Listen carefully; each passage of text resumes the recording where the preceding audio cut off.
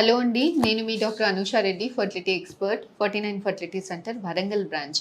ఈరోజు మనం ఈ వీడియోలో మన ఫర్టిలిటీ ట్రీట్మెంట్స్‌కి యాడ్ ఆన్ బూస్ట్ అయ్యేలాగా మన లైఫ్ స్టైల్, జీవన శైలి ఎలా ఉండాలి?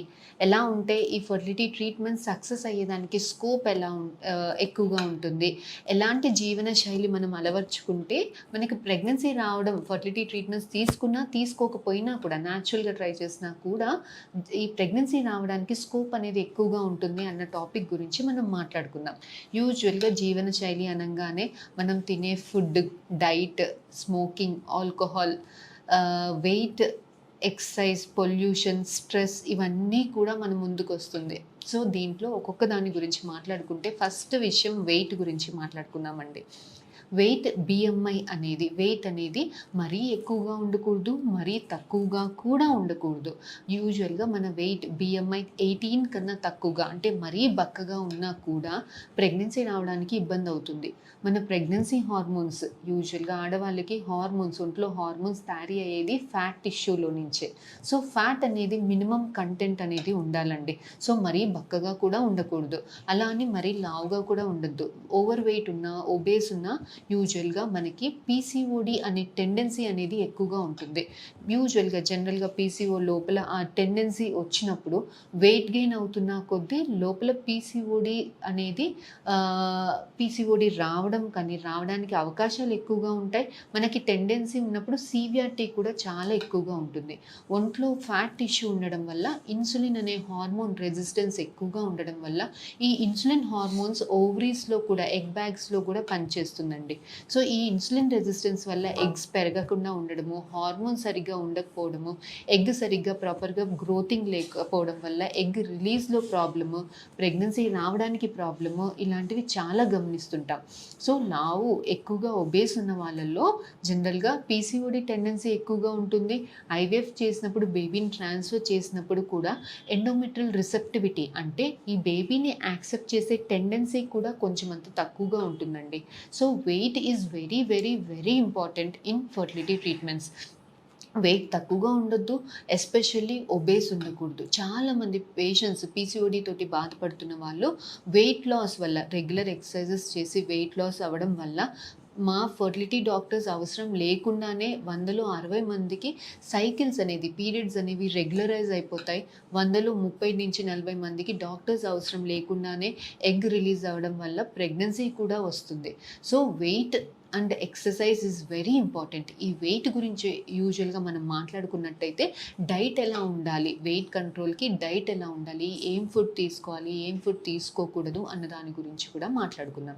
యూజువల్‌గా ఫర్టిలిటీ అనే కాదు, జనరల్‌గా మన హెల్త్ కూడా మంచిగా ఉండడానికి జనరల్లీ హెల్తీ ఫుడ్స్ తీసుకోవడం వెరీ ఇంపార్టెంట్ అండి. Fast foods, junk foods, canned foods, ఈ పిజ్జా, బర్గర్స్ కానీ, ఎరేటెడ్ డ్రింక్స్ అంటే యూజువల్‌గా ఆల్కహాలే తీసుకోవాల్సిన అవసరం లేదు. ఈ కూల్ డ్రింక్స్‌లో కూడా కార్బోహైడ్రేట్స్ ఎక్కువగా ఉంటాయి కాబట్టి జనరల్‌గా హెల్త్‌కి మంచిది కాదు. వెయిట్ గెయిన్ కూడా చాలా ఫాస్ట్‌గా ఉంటుంది. సో, మనం క్యాన్డ్ ఫుడ్స్, జంక్ ఫుడ్స్ కాకుండా healthy foods, fresh fruits, vegetables, dairy products, fish, egg ఎక్కువగా మన డైట్‌లో ఉండేలాగా చూసుకోవాలండి. ఇవాళ రేపు సీడ్స్ కూడా చాలా మంచివండి. మెలన్ సీడ్స్ కానీ, సన్‌ఫ్లవర్ సీడ్స్, ఫ్లాక్స్ సీడ్స్ ఇవన్నీ కూడా చాలా హెల్తీ. సో, ఇలాంటి సీడ్సే కానీ, ఫ్రెష్ ఫ్రూట్స్, డ్రై ఫ్రూట్స్ ఇలాంటివన్నీ కూడా మన డైట్‌లో ఉండేలాగా చూసుకోవాలి. యూజువల్‌గా పీసీఓస్ కానీ తోటి బాధపడే వాళ్ళు, ఎండోమెట్రియోసిస్ అనే కండిషన్ తోటి బాధపడే వాళ్ళు నాన్ వెజ్ అంటే రెడ్ మీట్ ఎక్కువ చికెన్ కానీ, మటన్ కానీ వీలైనంత తక్కువగా తీసుకోవడం మంచిది. ఎందుకంటే ఇలాంటి ఫుడ్స్ వల్ల లోపల ఇన్‌ఫ్లమేషన్ అనేది ఎక్కువగా అయిపోయి యూజువల్‌గా పీసీఓ కానీ, ఎండోమెట్రియోసిస్ అనే కండిషన్ కానీ ఫ్లేర్ అప్ అయ్యేదానికి స్కోప్ ఎక్కువగా ఉంటుంది. So, chicken, mutton, non veg, beef ఇలాంటివి రెడ్ మీట్ తక్కువ చేసి fish, egg, dairy products, fresh fruits, antioxidant rich citrus fruits కానీ, యాంటీఆక్సిడెంట్ రిచ్ ఫ్రూట్స్ కానీ, గ్రీన్ లీఫీ వెజిటబుల్స్ కానీ, సీరియల్స్ కానీ, నట్స్ కానీ, డ్రై ఫ్రూట్స్ ఇలాంటివి ఎక్కువగా ఉండేలాగా చూసుకోవాల్సింది ఉంటుంది. చాలామంది టీ తాగొచ్చా, కాఫీ తాగొచ్చా అని అడుగుతుంటారు. Not more than 2 cups per day అండి. ఇంకా ఆల్కహాల్ కూడా not more than 2 intakes per week లాగా చూసుకోవాలి. Smoking should be complete no అండి. స్మోకింగ్, గుట్కా, పాన్, టొబాకో ఏ ఫామ్‌లో కూడా తీసుకోవడం కంప్లీట్‌గా స్టాప్ చేయాలి. Tobacco direct and indirect effects ఉంటాయండి ఫర్టిలిటీ మీద. యూజువల్‌గా మగవాళ్ళల్లో కానీ, ఆడవాళ్ళల్లో కానీ. చాలామంది స్మోకింగ్ అనంగానే మగవాళ్ళనే అనుకుంటారు. ఇవాళ రేపు వెస్టర్నైజేషన్ అవ్వడం వల్ల చాలామంది ఆడవాళ్ళు కూడా స్మోకింగ్ అనేది చాలా కామన్ అయిపోయింది ఆడవాళ్ళల్లో కూడా. కాకపోతే ప్రెగ్నెన్సీ ప్లాన్ చేసుకునే వాళ్ళందరూ కూడా గుర్తుపెట్టుకోవాల్సింది ఏంటంటే, స్మోకింగ్ వల్ల చాలా ఫాస్ట్‌గా మీ ఎగ్స్ అనేవి తక్కువైపోవడము, ఎగ్స్‌లో క్వాలిటీ తక్కువైపోవడము ఇలా చాలా గమనిస్తుంటాం. సో, ఆడవాళ్ళు ఎవరైతే ప్రెగ్నెన్సీ ప్లాన్ చేసుకోవాలి, ప్రెగ్నెన్సీ వాళ్ళకి కంప్లీట్ అవ్వలేదు, వాళ్ళు మ్యారేజ్ అయ్యి ప్రెగ్నెన్సీస్ 2 ప్రెగ్నెన్సీస్ కంప్లీట్ అవ్వలేని ఫీమేల్స్ అందరూ కూడా ప్లీజ్ గమనించండండి. వీలైనంత మటికి హెల్త్ కాపాడుకోవడం చాలా ఇంపార్టెంట్. స్మోకింగ్‌కి వీలైనంత దూరంగా ఉండడం అనేది చాలా ఇంపార్టెంట్. మగవాళ్ళల్లో కూడా smoking should be complete no అండి. స్పర్మ్స్ మీద డైరెక్ట్ ఎఫెక్ట్ చూపిస్తుంది. స్మోకింగే కాకుండా tobacco in any form, gutka కానీ, పాన్ కానీ చూ చేసినప్పుడు కూడా ఈక్వల్ ఎఫెక్ట్ అనేది స్పర్మ్స్ మీద ఉండడం అనేది గమనిస్తున్నాం. So, this is regarding smoking, alcohol and other అలవాట్లు. సో, నెక్స్ట్ మనం మాట్లాడుకున్నట్టయితే స్ట్రెస్. సో, స్ట్రెస్ ప్రెగ్నెన్సీ అనేది అపోజిట్ డైరెక్షన్స్‌లో వెళ్తాయండి. మిగతా అన్నీ నార్మల్‌గా ఉన్నా, మనం అన్ని ఫర్టిలిటీ ట్రీట్మెంట్స్ తీసుకున్నా, ఏది చేసినా కూడా లోపల స్ట్రెస్ ఉన్నప్పుడు మన ఒంట్లో స్ట్రెస్ హార్మోన్స్ రిలీజ్ అవ్వడం వల్ల ఇవి ప్రెగ్నెన్సీ హార్మోన్స్‌ని సప్రెస్ చేసేస్తాయి. ప్రెగ్నెన్సీ రావడానికి స్కోప్ అనేది చాలా చాలా చాలా తక్కువగా ఉంటుంది.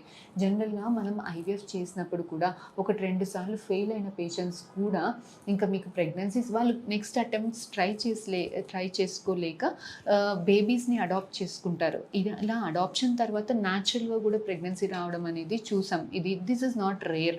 సో, ఇలాంటి వాళ్ళు ఏంటంటే ఆ బేబీ అడాప్ట్ చేసుకున్నప్పుడు ఒంట్లో స్ట్రెస్ అంతా పోతుంది కాబట్టి కాస్తంత ప్రెగ్నెన్సీస్ రావడానికి స్కోప్ అనేది ఎక్కువగా ఉంటుంది. సో, ఇదంతా నేను ఎందుకు చెప్తున్నాను అని అంటే, మనం ఎంత ప్రయత్నాలు చేసినా, ఎంత ఏది చేసినా ఒంట్లో మీరు స్ట్రెస్ తీసుకున్నప్పుడు ఈ ఫలితాలన్నీ కూడా మనకి విఫలమయ్యేదానికి స్కోప్ ఎక్కువగా ఉంటుంది.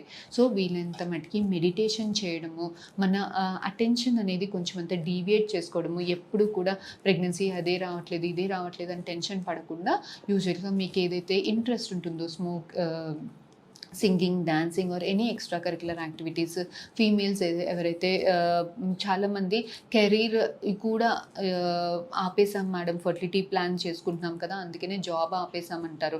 సో, ఇలాంటి వాళ్ళు అందరూ జాబ్ ఆపేయాల్సిన అవసరం లేదమ్మా. మీరు మీ జాబ్స్లో జాయిన్ అవ్వచ్చు. మీరు మీ అటెన్షన్ అనేది కొంచెం అంత డీవియేట్ చేసుకుంటే స్ట్రెస్ ఉండదు కాబట్టి ప్రెగ్నెన్సీస్ రావడానికి స్కోప్ అనేది ఎక్కువగా ఉంటుంది. సో, ఇది స్ట్రెస్ గురించి. Last and important thing pollution, environmental pollution. ఈ పొల్యూషన్ అంటే మనకి రోడ్ మీద స్మోక్, ఇలా వెహికల్స్ నుంచి వచ్చే స్మోక్, ఫ్యాక్టరీస్ నుంచి వచ్చే స్మోకే కాకుండా మనం రోజువారీ తినే ఫుడ్ మీద కూడా పెస్టిసైడ్స్ అవి జల్లుతారు.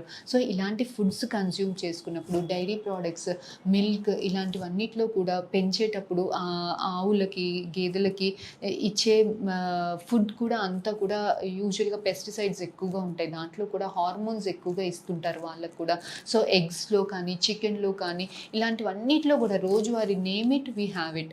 సో, అన్నిట్లో కూడా మనకి పెస్టిసైడ్స్ ఇదంతా ఎక్కువ వేసి పెంచడం వల్ల కానీ, క్యాన్డ్ ఫుడ్స్ ఎక్కువ తీసుకోవడం వల్ల కానీ, యూజువల్గా స్మోకింగ్ ఎన్విరాన్మెంట్లో ఉండే డిఫరెంట్ స్మోక్స్ని ఇన్హేల్ చేయడం కానీ, ఫ్యాక్టరీ నుంచి వచ్చే స్మోక్ని ఇన్హేల్ చేయడం వల్ల కానీ, ఈ పెస్టిసైడ్స్ పొల్యూషన్ వల్ల మనకి చాలామంది ఆడవాళ్ళకి, మగవాళ్ళకి స్పర్మ్ కౌంట్ కానీ, ఎగ్ కౌంట్ కానీ చాలా తక్కువైపోతుంది. ఇవాళ రేపు ఫర్టిలిటీ ప్రాబ్లమ్స్ కూడా ముందు కన్నా కాకుండా చాలా రెట్లు ఎక్కువైపోయింది ఈ ప్రాబ్లం.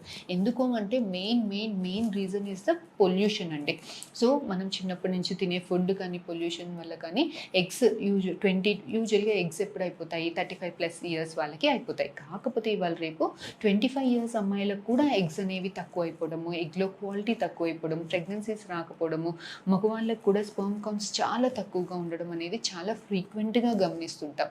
సో, ఇవన్నీ కూడా వీలైనంత మటుకి మనం ఈ పెస్టిసైడ్స్ వేయకుండా ఉండే ఆర్గానిక్ ఫుడ్ కన్జ్యూమ్ చేసి పొల్యూషన్కి వీలైనంత దూరంగా ఉంటే బెటర్.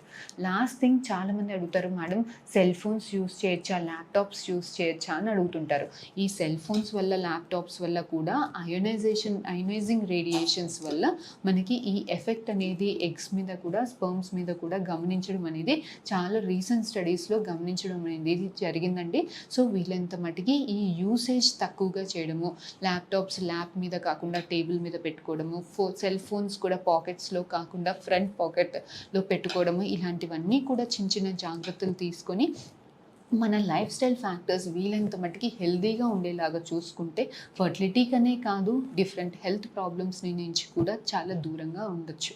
సో ఇంకా మీకు ఫర్దర్గా ఈ టాపిక్ గురించి ఇంకేమైనా డౌట్స్ ఉంటే please do come and contact us అండి. Will definitely get back to you. Thank you.